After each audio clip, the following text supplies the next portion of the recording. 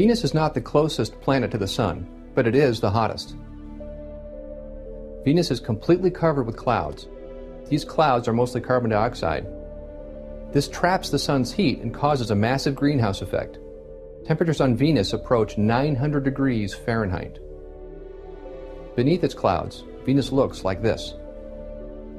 Venus is not a nice place to visit.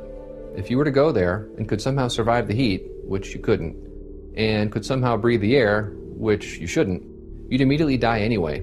You'd be crushed by the 90 atmospheres of pressure. At Venus's surface, the pressure is the same as being 3,000 feet deep under the ocean on Earth. Venus poses many unique challenges to evolution. Scientists used to call Venus our sister planet, which makes sense.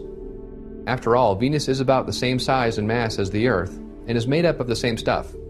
According to evolution, Venus was formed by the same processes as the Earth was, at the same time, in about the same place, and from the same materials. Therefore, Venus should be very similar to Earth, but in the last few decades, we've learned that Venus is actually very different. First of all, we've discovered that Venus's surface is not at all what evolutionists expected. Venus looks like the biblical description of Hades. There's no water anywhere.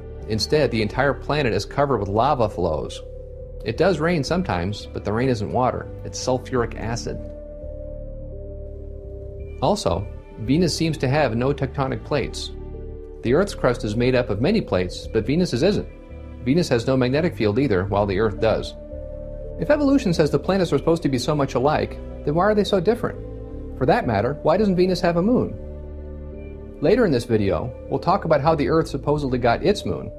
For now, we'll ask, if both planets really did form at the same time, by the same processes, from the same materials, and at about the same place, why doesn't Venus have a moon too? Well, an evolutionary theory explains this. Supposedly, Venus did have a moon initially, as evolutionary models would expect, but then something happened. Yes, that's right. An asteroid came along and hit it, and destroyed Venus's moon. Where's the evidence for this, though? There isn't any. Only that if it didn't happen, Venus would pose problems for evolutionary theory. Venus poses other huge problems for evolution as well. For example, Venus's surface appears quite young. The entire surface appears to be fresh. There's no record anywhere of billions of years of erosion or chemical weathering. Evolutionists are forced to speculate that somehow, for some unknown reason, the entire planet was resurfaced by volcanic activity not that long ago.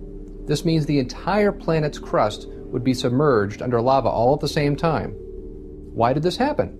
Nobody knows. How did this happen? Nobody knows that either. But it must have happened, they say, because we know evolution is true.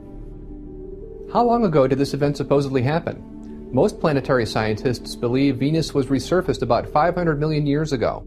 They believe this because Venus has about 1,000 large impact craters on its surface, and it would take 500 million years or so to accumulate this many craters.